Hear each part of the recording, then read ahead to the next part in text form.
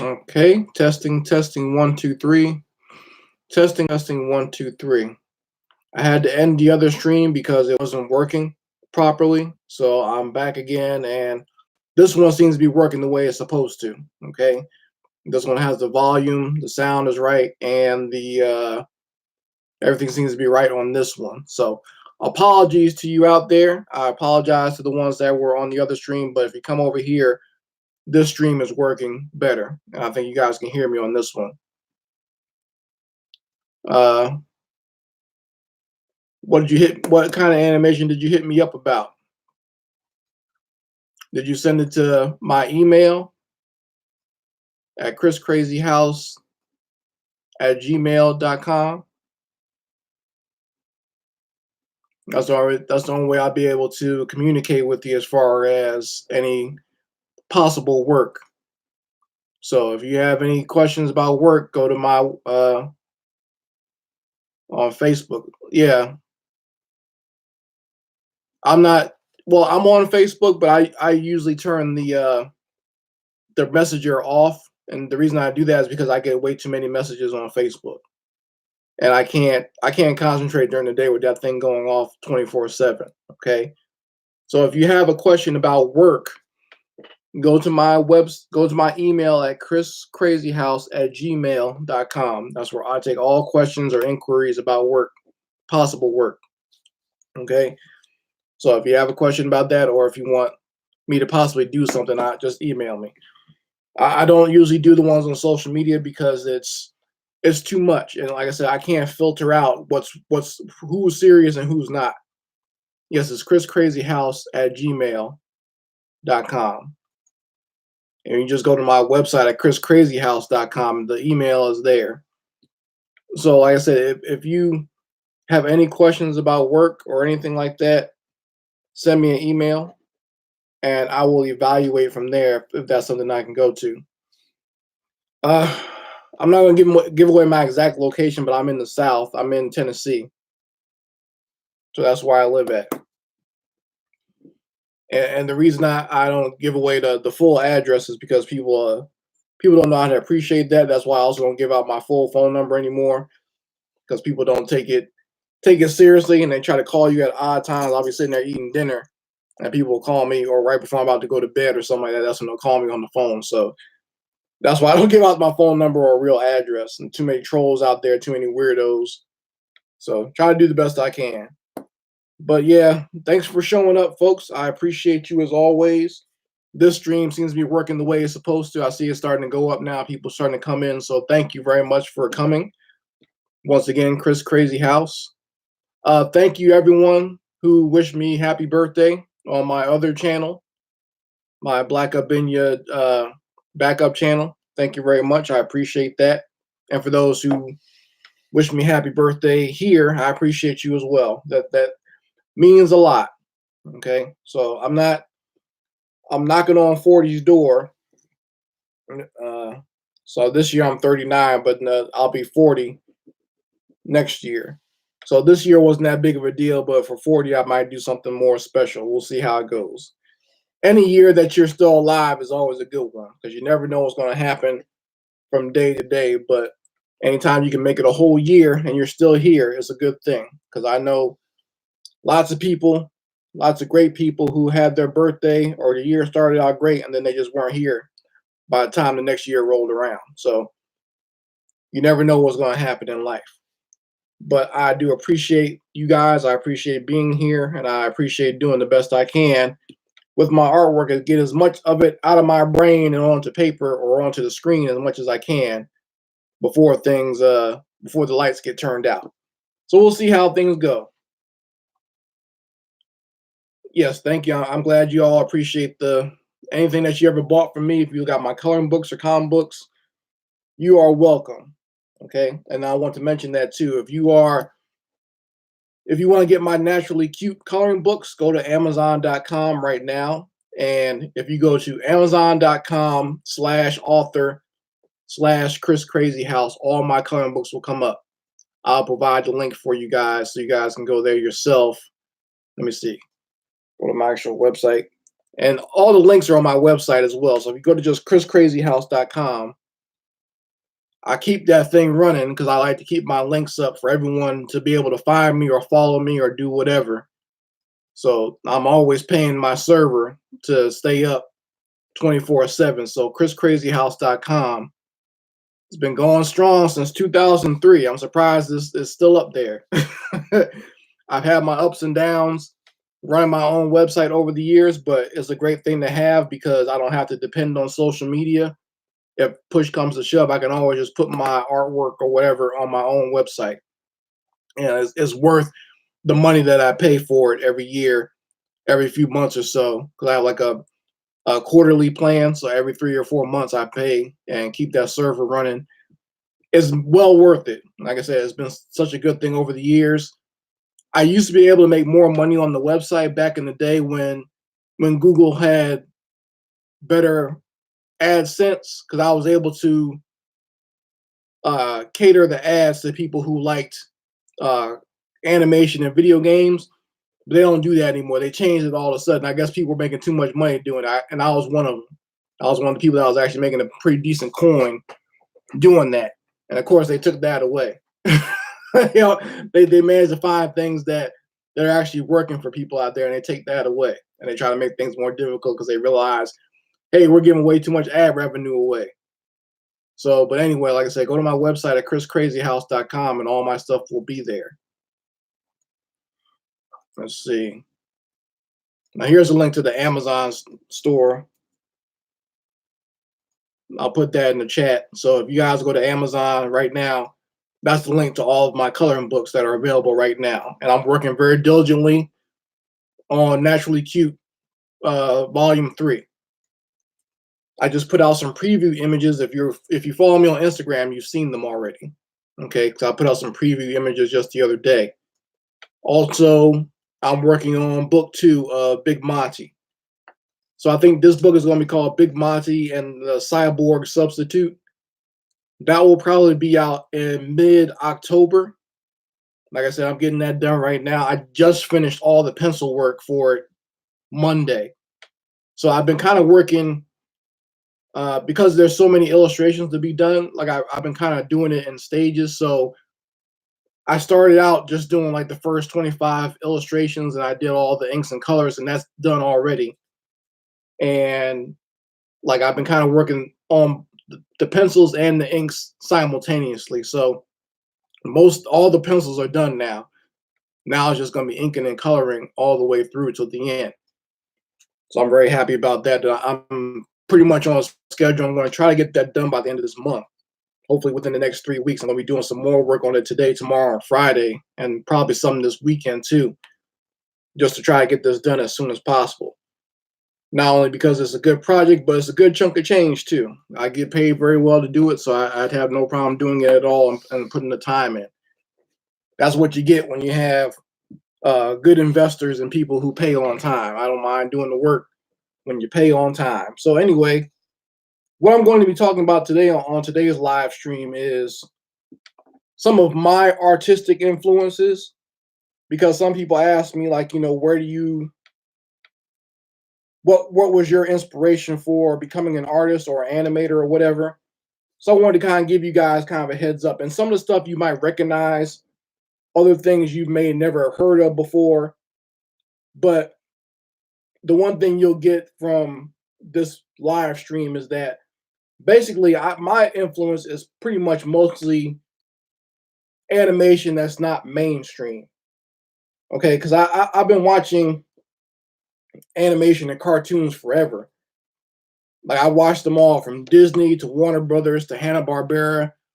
But the things that I've always gravitated towards have always been a little bit more subversive. And what I mean by that is stuff that's not it's not the mainstream stuff for kids. Like even when I was a kid, I sought out and found a lot of stuff that was made mostly for adults. Like my father, uh, probably not the best thing to do with the children. I don't do this with mine, but he and I used to just watch whatever, and he didn't mind me being there watching whatever type of things. Like I saw a lot of horror movies and action movies I probably shouldn't have been watching when I was younger, being around my dad. And like that was right in the early '80s. That's when Betamax and VHS and VCRs first started coming out. Me and him used to go back and forth to the video store. This is before they even had stuff like Blockbuster, just a regular old corner store video store, and rent a whole bunch of movies and watch them all in one day. So that was a lot of my big influence, just going to the video store and watching stuff that, like I said, probably stuff I shouldn't have been watching. So a lot of those old school action movies, like uh, all those R-rated Schwarzenegger movies, like Terminator and The Predator. I remember seeing Predator.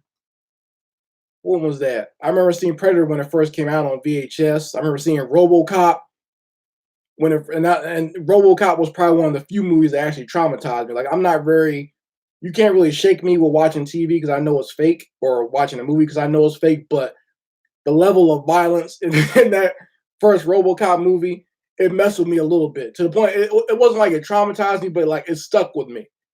Like I still remember seeing it for the first time. I'm like, wow, that was extremely violent. Like I probably shouldn't have saw that.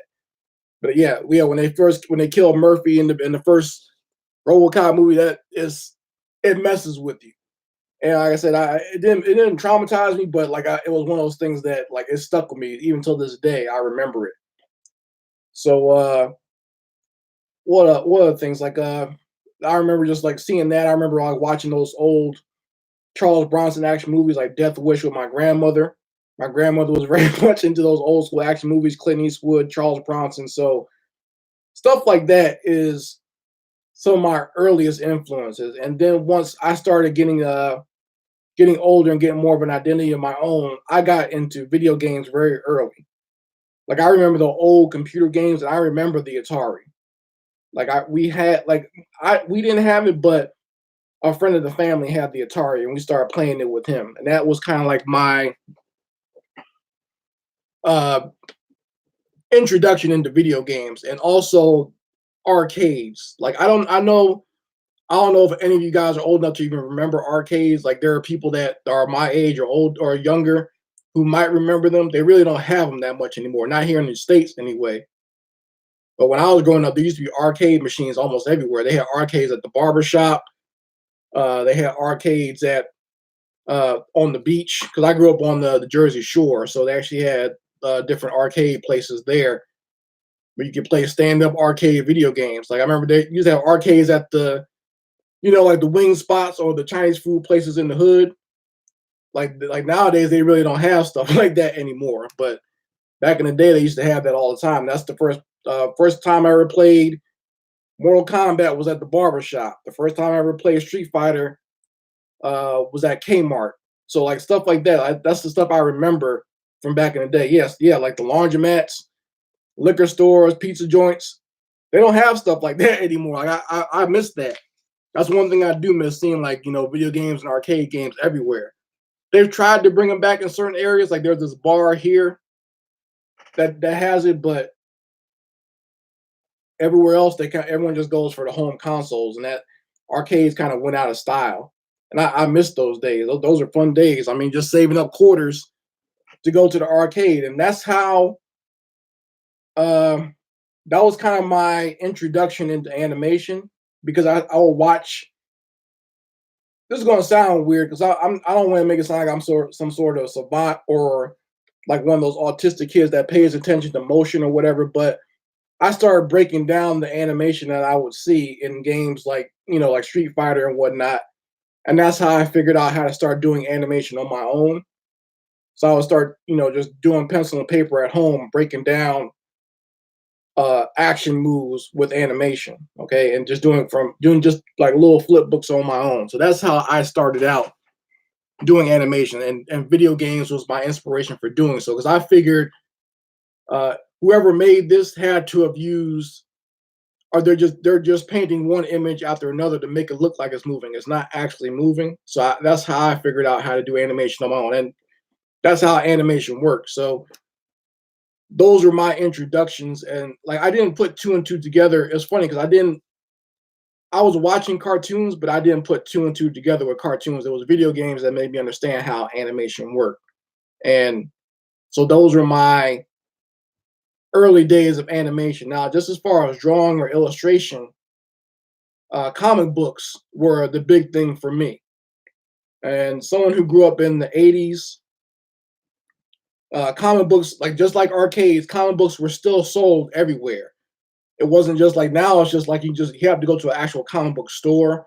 Back then, I mean, comic books were sold at 7-Eleven, Quick Trip, Quick Stop, the gas station.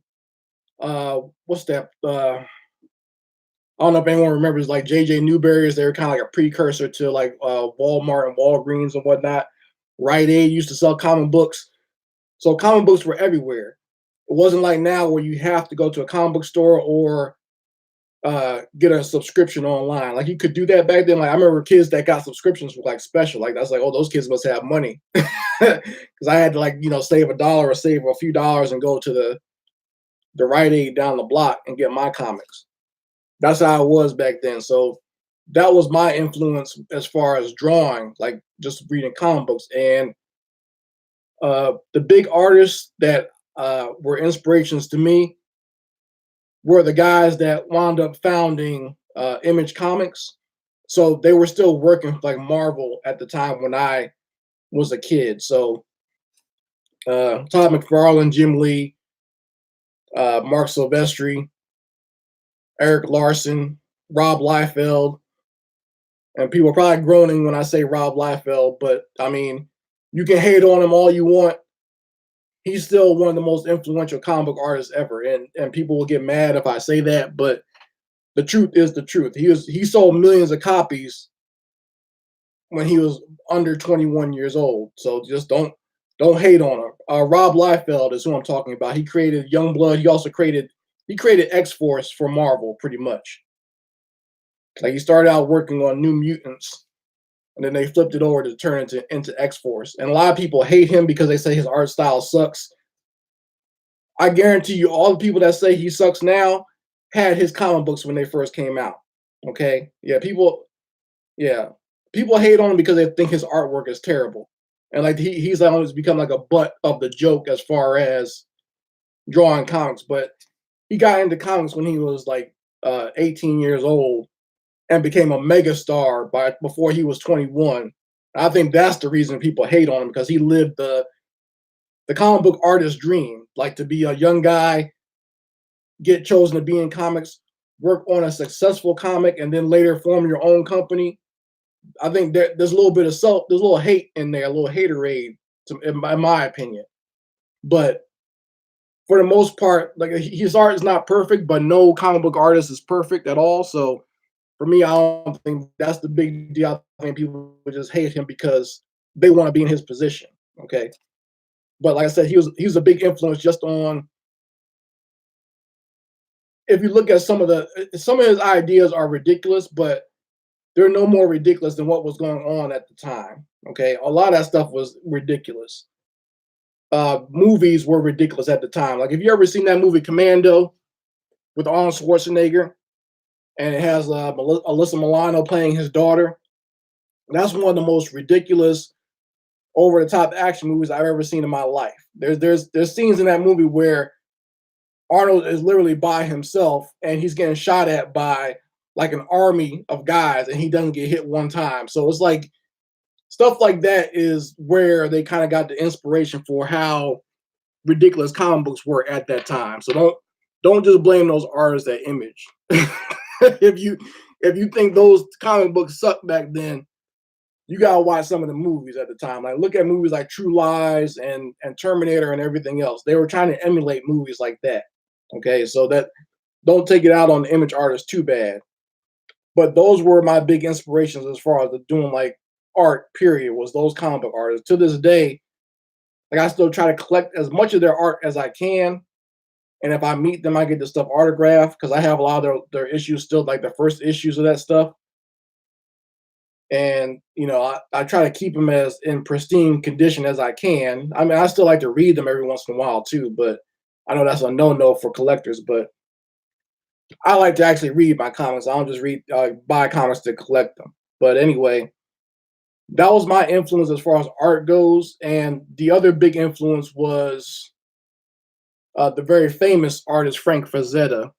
who did a lot of fantasy artwork, and he's inspired pretty much damn near everybody as far as like doing artwork. So he's one of the big ones. Like just I used to see his artwork on the covers of books or in like fantasy magazines and stuff like that. So he was a big inspiration on me as far as like how to do art. If you look at some of the way I draw women with the wide hips or whatever, I got that from him. So that's one of those things that he was good at just drawing great fantasy scenes, and he was great at capturing the tension of a fantasy scene. So Frank Frazetta was probably one of my biggest inspirations. Now, as I got older and I understood more about what animation was, I started to look at certain filmmakers who did animation. And like I said, my inspiration came from stuff that was a little bit more subversive. So uh, animators like uh, Ralph Bakshi, Bill Plimpton, and what's his name? Peter Chung, who created Eon Flux. He was one of the big ones that I was inspired by. And what's his name? Mike Judge. He created Beavis and Butthead, and he created King of the Hill later on. That was the bigger success, but I remember him from his Beavis and Butthead days. And like I said, that animation was extremely crude, but from an artist standpoint, to be someone, I understand his hustle and why and how he created that. Like Mike Judge created Beavis and Butthead while he was still working. I'm not sure if he was an engineer or architect or something like that, but he would work during the day and then come home at night and work on those cartoons like Beavis and Butthead. Yes, Chung did work on Rug. He created the first season of Rugrats as well. Eon Flux, in my opinion, is one of the best animations I've ever seen. And like I said, it's one of the weirdest styles of animation I've ever seen. The people in those, this is not a diss on Peter Chung or some of those independent animators, but those characters were ugly, and I like that. I like the fact that they weren't really all that attractive. They looked weird, like they had these really big noses or large lips, and not in an attractive way, like in a almost very disturbed looking way. Like Eon Flux is not really attractive if just from a male female standpoint, but she was so weird, and the animation itself was so quirky. It was kind of freaky too in some spots where she's like licking guys in the ear and everything else like that. It was just a weird style of drawing, and I was very attracted to that. Just the fact that it was so not not the norm. It wasn't Disney. Disney was so high and so perfect.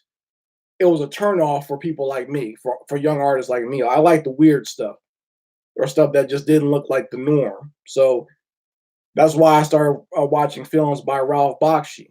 For those who don't know who he is, he did the most famous movie he did. He did a animated version of Lord of the Rings way before they ever did a Lord of the Rings movie. He also did my favorite movie he ever did was called Coonskin. And people might find that weird that I will watch a movie like that, but it's actually a really good movie. One of the best animated films I've ever seen, and it has a lot of pro-black messages in the movie. And I think because he had a lot of black animators working on that film with him, so it wasn't like he was just according to him, he grew up with nothing but black folks. He was one of those guys. He was an immigrant, a Russian immigrant. His father owned a store in New York, and he grew up around black folks. So he feels he understands black folks. Now, I'm very worried about people that say stuff like that, but he had enough black people working for him to keep him in check. In my opinion, they're the ones that made the stories and put the stuff on screen. He was just a director. So, but yeah, like he's one of my favorite filmmakers as far as doing weird, subversive, adult animation. Like his cartoons had everything from cursing to violence to sex and everything else. And that leads me to my other influence when I first saw it when I got into anime. It wasn't the kid-friendly anime that we know and love today. When I got into anime, it was still a subversive type thing. Like the first anime I ever saw that I recognized as Japanese animation. What was it called? Ninja Scroll. So I saw Ninja Scroll, Legend of the Overfiend, Fist of the North Star, and a few of the other ones from that Project A-ko and stuff like that. Those are like the first animes I ever saw, and those were not things for kids. Yes, I've seen Devilman. I didn't see that until a little bit later, but yeah, I've seen it. But stuff like that is what I remember seeing at a young age, at a very formative age, like I was in middle school when I saw those. So that for me, that was I was like, okay, so you can do animation, you can do your own animated film, but it doesn't have to be cute little animals singing and dancing. And that was a big thing for me. Then I started making my own stories and everything. I was like, oh, I can do what I want. I don't have to do. It doesn't have to be cute little animals singing, or it doesn't have to be cute animals doing slapstick, which what was Warner Brothers at the time. So I could do different types of animation. I felt okay. There's a there's a place for me in this world.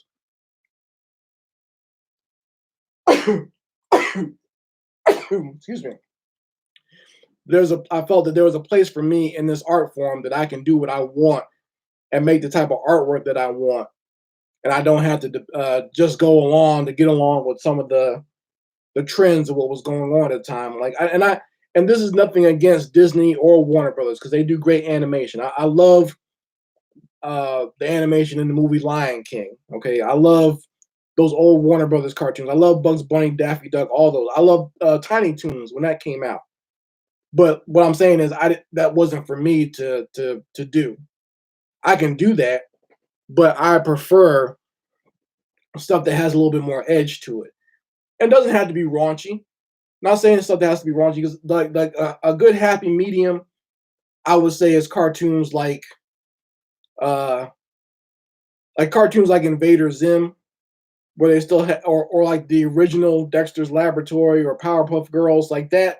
It's cutesy, but those cartoons have a bit of an edge to it, and even that's kind of cliche to say that nowadays. But those cartoons had a little bit more substance to them, and they weren't just uh, cute just to be cute. The original Ren and Stimpy is another good example of that. Okay, uh, those types of cartoons I liked because they weren't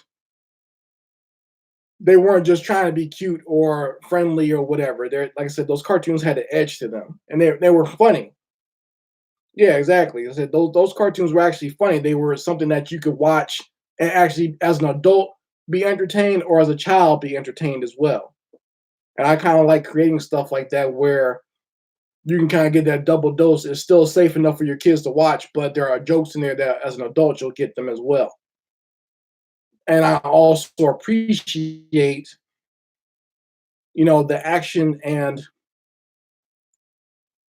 some of the adult themes, not necessarily sex and violence, but some of the more mature themes that you find in anime. Like I didn't realize that you can make a cartoon because I like when we grew up, the popular cartoons were like GI Joe, Transformers, He Man, and in all those shows, everything would go back to being normal by the end, and then you come back the next day, and then a new adventure would start. So for me, growing up watching cartoons from Japan, like either Gotcha Man or Robotech, where it actually had an episodic story, that taught me that okay, you can do this as well. Like Robotech is one of my biggest influences as far as like writing, because that story had actual things happen that continue to the next episode. Like there were characters that were in the first few episodes that died and never came back. There were characters that they even had like a little love triangle between Rick Hunter, what was her name, Lisa Hayes, and Min May, the singer. They had a little love triangle going on through the series, and then the person you thought Rick was going to wind up with Min May since that's who he started out with, but by the end he winds up getting with Lisa Hayes, who's like the commander of the ship, who was a complete asshole to him when they first met. So that's like one of those things. Like I like okay, you can write different stories, you can write more adult stories, and it doesn't have to be uh the same thing doesn't have to happen every episode. Certain things, different things can happen, and you can have more of a mature story. So that's what I appreciate about like the original Voltron was like that as well, but when they brought it here, they redubbed it I didn't realize until you watched like the Japanese version of Voltron called Go Lion that that show was raw and uncut. that was a raw show. They had people like if you watch the original Voltron, if you can find it, like there's like a little clip of it online. Like if you find like the original Japanese Voltron, I mean they had like little kids getting cut in half and everything else. Road beasts were killing whole families of people. They didn't give a damn on that cartoon. But I enjoy stuff like that more than even when I was a kid. I liked stuff more like that than I like the cutesy stuff. Someone said, "Yeah, Disney stole Lion King." Disney stole all their ideas. All their ideas are nothing but classic fairy tales or stuff that they stole from somewhere else. Okay, just what it is. I know. Yeah, that's all Disney does is take stuff and try to make it cute enough for people to swallow, pretty much. And people go for it. Frozen is just another story that was taken from somewhere else. But yeah, that's the type of stuff that influenced me. Like especially like with the anime. It's funny nowadays when I see kids that are into anime and what their reaction is to anime that I used to like. Like it's funny. Like I'll watch reviews of anime and they'll do reviews of stuff that I used to love, like Demon City and Ninja Scroll and everything else, and they'll talk down on it. They'll make fun of it and say like, "Oh, this is the worst thing ever." But they like stuff that is, uh, how should I say it? A lot more softer than what I'm used to. Like my anime was had testosterone and was hardcore. The stuff they watch nowadays, like some of it's good, but other stuff is just like I can't really get into it because there's no, like I said, there's no feeling to it. There's like a few here and there that are still a little bit more built for men like myself, and there's other ones that are just I don't know who's watching them, but even the boy like some of the ones that like they have this anime type that's called I don't know what the word is in Japanese, but it's called harem. It's pretty much any show where it's just like there'll be one guy and he'll be kind of like a dork, but there'll be all these female characters around him. Like High School DxD is a good example of that. What's the other one? Vampire Rosario is another good example of that type of anime. There's tons of them like that, but they're all just they'll be like one dorky guy and all these hot female characters around him, and either they'll be in love with him or trying to get with him, and the only thing he can do is get a nosebleed. It's like stuff like that. It's like yeah, Tenchi Muyo is another good one. Stuff like that. I just can't. I've watched them, but I can't get into them because it's like okay, this I know he's supposed to be kind of a dork, but he does some of the most unmanly things ever. And I guess that's supposed to be cute. That's supposed to get the nerdy guys and the girls to watch it at the same time. But like I said, it's I don't know if it's depicting what manhood has become, or if it's depicting or if it's programming young males to be a certain way. You know what I mean? Like I don't know if it might be a little bit of both. I think they're kind of programming young boys to be a certain way, but also I think they're messing. It's indicative of what's actually going on now. A lot of young boys aren't boys anymore. I'm not talking about uh, sexuality. I'm talking about just how young men are supposed to be, like how young men were when I was growing up. Like I was just talking to a friend of mine, and we were joking about how back when we were growing up in the '80s, all those '80 movies where there was a bully. By the end of the movie, the main character in the movie would fight the bully. You either had to fight the bully or you had to embarrass him in some way or another. You had to fight back somehow. Nowadays, if someone's bullying you, you either commit suicide or you go tell the teacher or something like that. And that's how they kind of program kids to act and how to deal with stuff nowadays. Like I said, back in the '80s, the Karate Kid taught me the way to get rid of bullies was to go fight them in the tournament or something. You know what I'm saying? Or movies like 3 O'clock High, where you go fight the bully at the end of the school day. You don't back down from bullies, apparently. But nowadays, as you got tell or everyone's supposed to point at the bully and say, "You're not supposed to bully me anymore." And if you say something bad about someone, that's bullying. But when I was growing up, you retaliated against the bully. That's why it's funny because when I'm on my other channel, sometimes I'll retaliate when someone says something mean to me. I'll say something mean back, and then they'll get like shocked but that's how I was taught to respond. That's how you learned how to respond back in the day. Someone is cracking jokes about you, you crack one back. Play the dozens. I don't see what's wrong with that, but apparently nowadays you're not supposed to do that. You're supposed to just let someone abuse you, and I'm supposed to go tell YouTube, I guess, if someone's abusing me. But if I can retaliate with my own words in my own way, I'd rather do that. But like I said, that's the way kids are built nowadays, so I can't say anything about that. I think it's swinging back into the opposite direction. My daughter's generation will be completely different from this one, so we shall see. But yeah, like I said, those mostly were my influences, guys. And the other big influence on me, outside as far as art goes, outside of video games, cartoons, anime, and everything else, was probably the music I listened to. I incorporate a lot of music that I listen to that I love into my artwork. In fact, when I'm making comic books or animation, I usually have a soundtrack playing in my head. And nowadays, I will actually go as far as to actually make a soundtrack based on what I think the action is.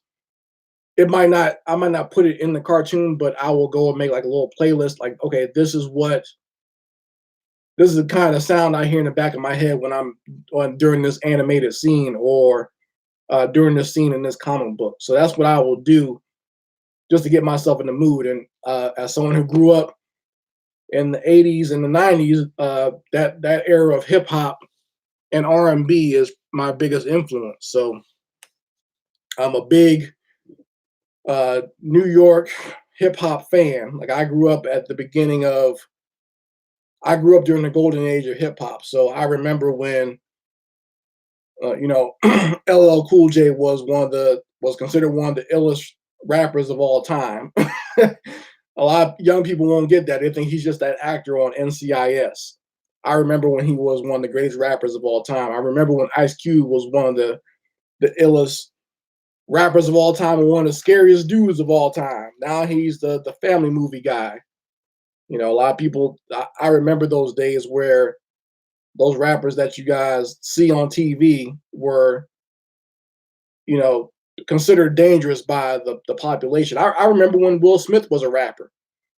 I remember when he was still just a Fresh Prince, and he was always very talented. Like, I don't know why people have tried to rewrite history like he was garbage or something like that, but people forget Will Smith was very popular when he first came out as a rapper. Fresh Prince was very popular. So, I would never try to degrade or say that he was whack, and he's still extremely talented. If you ever hear him rap, still he's off the chain. So, but like I said, those are my big influences. I just remember, like, when I draw superheroes or anything else, or people outside of their superhero clothes, it's usually clothes from the '90s.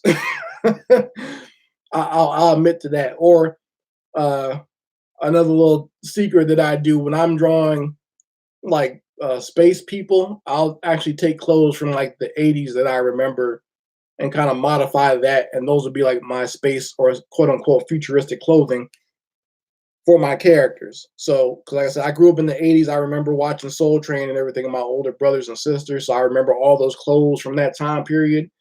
And if you go online and just look up the videos of Soul Train, you can find those crazy fashions. But like, I incorporate that into my artwork a lot. So those are my big influences, guys. Like I said, starting with the crazy, violent movies I used to watch as a kid, arcade games and classic Nintendo games I used to play, subversive animated films by people like Ralph Bakshi, and anime that I found later on, hip hop from that era, and like I said, just those are my big influences. Okay, so for all you guys out there who are budding artists, take whatever you can, like take the best parts of things that you like, kind of mix them together, and that will help you develop your style. Because a lot of people always ask me, how do I develop a style? Uh, I can't really tell you exactly how, but really basically all a style is just taking things that you like from different places and mashing it together, and that becomes your style. And some artists, you can tell almost where their style came from. Like a very famous artist, Joe Madureira. He created Battle Chasers and he created the game Darksiders. You can tell he's a big fantasy fan. Like he was a fan of. He even admitted this because I figured it out just by looking at his artwork. But he said that his one of his biggest influences is this anime series called Record of Lodoss War. Anyone remembers that from like the 90s? It was a popular fantasy anime series, one of the best ones I ever seen. But he said that that was a big influence on how he designs his style. So yeah, I can see where that comes from. Uh, what does someone say about the Fatal Fury anime movie? Yeah, my favorite is the second one, Fatal Fury 2 with the one with Krauser. That's my favorite one out of all three of them. There's three of them actually, but the second one is actually my favorite because I like the fight scenes in that one. And I like the character of Krauser. He's one of my favorites. So yeah, that I remember that style of anime back then that doesn't really exist anymore. It's kind of a shame that we don't have anime like that anymore. But yeah, that like I said, those are my influences. And like I said, if you want to create a style, take a bunch of things that you like and kind of mash them together, and you'll come out with a style eventually. And it'll be something that's your own, put your own spin on it, and tell the stories that you want to tell. Don't worry about trying to make things. What should I say? Don't try to make things popular for everyone else. Do what makes you what you love. When I started making my funny animated short cartoons, my goal was to make me laugh first. Like I would come up with the idea and I'd be sitting there laughing about it. I was like, this would be funny as an animation. Make yourself laugh first, or entertain yourself first, and I think uh, you'll find your way and you'll find your audience. Okay, that's all Quentin Tarantino does. He makes movies that he wants to see, and in doing so, he's created something that he's created his own fan base. He's not for everybody, but he has a niche audience of people that love his films, and he just makes the same type of films that he wants to see. Uh, Trying to think of another famous example I can think of that does that. Uh, I'm drawing a blank right now, but most extremely popular artists that have kind of a niche, they make stuff that they want to see. Yeah, I've seen the Fist of the North Star series. Like, if you want a quick story about that, the creator of that, he created Fist of the North Star because he wanted to tell a story about uh, someone who was strong enough to beat up all the bullies that existed in the world. Pretty much, you say he was someone that just hated bullies and people that are abusing people that are weaker than them. So he wanted to create a character that gets revenge on bullies all the time. So that's where he came up with Kenshiro. So that's where Fist of the North Star comes from. Is someone who just doesn't like bullying and wanted to create a story and a character that gets revenge on bullies. And he combined two very popular things. He combined Bruce Lee and he combined Mad Max. If you go look at the character Kenshiro, he's a combination of Bruce Lee and Mad Max from the Mel Gibson's character Mad Max from the Road Warrior series. So that's where that stuff. So like I said, you can see where certain influences come from, and how you can take two things that you like and combine them and make something on your own. Okay, so that's where that comes from. I'll probably Contrail just said he likes mine To Catch a Predator series. I'll be putting that back up probably after October, or maybe even after, like probably in January. I'll be putting those back up on YouTube. So be on the lookout for those. And just to make a quick announcement, tomorrow I'll be doing another live stream here where I talk about the different scams that you guys need to watch out for if you're going to be an artist in this industry, especially if you're going to be an independent contractor. So I will give you some tips of what to recognize out there so that you don't get scammed by some of these scumbags out here. But I will also be doing a free giveaway tomorrow. So be on the lookout for that. And you have to be a subscriber to this channel in order to participate in the giveaway. So that will be announced tomorrow during the live stream. So be here tomorrow at 10 o'clock, 10 a.m. I'll be doing a free giveaway. I'll be giving away some of my own work this time. Next time I do a giveaway, it might be of something else, but for right now, it'll be just my work. So be here tomorrow, and I'll be doing a free giveaway. You must be a subscriber, and I'll be giving out a question that you'll have to answer, and you'll have to answer in the comment section or in the chat of that live stream. So just make sure you're here tomorrow, and I'll let you guys know about that. So, like I said, those are my artistic influences. Please be here tomorrow for tomorrow's live stream, where I'll be talking about art scams. I was just looking at some of my notes. I need to put some more things on there. But I'll be talking about the different scams you need to look out for when you're an artist, and so you don't wind up doing work for free. That's going to be the basis of this next live stream. I don't want you guys doing stuff for free. You're extremely talented, and you have to remember that your talent took time for you to develop, and it takes time for you to produce anything. So you should be properly compensated for that time that you spend. So that's what we'll be talking about tomorrow. I hope you guys enjoyed this live stream. Once again, if you want to follow me on the internet, go to my website at chriscrazyhouse.com. All my social media links are there. All of the links to my things that I have for sale are on the website. Excuse me. And if you need to contact me about any type of work or possible work, go to my email at chriscrazyhouse@gmail. Okay? That's the only place where that's why I kind of screen everybody to make sure they're on the up and up. So go to chriscrazyhouse@gmail, and you'll be able to you just ask me any questions there. But anyway, thank you guys very much for showing up. I appreciate you as always. Thanks once again for all the birthday wishes. I appreciate that very much. And make sure you sub to this channel and hit the notifications. I've been putting up a lot of my old animations as well as some art videos. I got some special art videos coming tomorrow that you guys will appreciate, especially if you're fans of old school 90s R&B, and you will appreciate those as well. So be here tomorrow for those. And like I said, I'll be live streaming tomorrow as well. So, and if you haven't seen any of my animation on this channel, some of my classic animation, please sub to the channel. Just go scroll through my videos and watch them. I just uploaded one that I did about Vice President Dick Cheney. I did that back in 2007, I remember.